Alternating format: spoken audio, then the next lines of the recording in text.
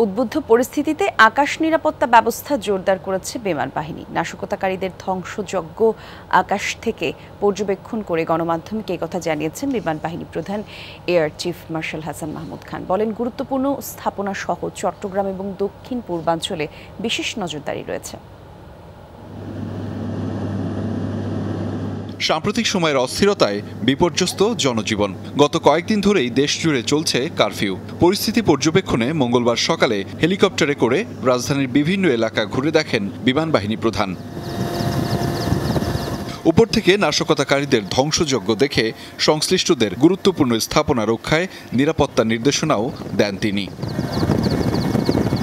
পরে বাসার বেইজে গণমাধ্যমে তুলে ধরেন সাম্প্রতিক সংকটে বিমান বাহিনীর কার্যক্রম। বলেন, উদ্ভূত পরিস্থিতিতে আকাশ নিরাপত্তা ব্যবস্থা জোরদার করেছে বিমান বাহিনী। চট্টগ্রাম ও দক্ষিণ পূর্বাঞ্চলে রয়েছে বিশেষ নজরদারি।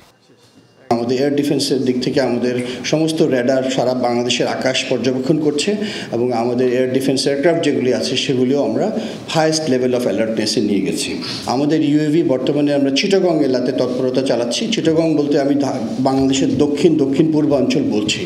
সেখানে আমাদের অত্যন্ত জরুরি স্থাপনা আছে, নৌবন্দর, বিমানবন্দর, এছাড়াও পার্বত্য অঞ্চল এবং কক্সবাজার পর্যন্ত আমাদের মোটামুটি নজরদারি আছে।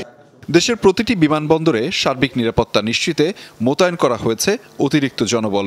বিমান চলাচল নির্বিঘ্নে নিরাপত্তার পাশাপাশি 24 ঘন্টা নিরবিচ্ছিন্ন কাজ করছেন এয়ার ট্রাফিক কন্ট্রোলার। ইন্টারনেট সেবা ব্যাহত হলেও বঙ্গবন্ধু স্যাটেলাইটের মাধ্যমে সচল রয়েছে বাহিনীর প্রয়োজনীয় কার্যক্রম।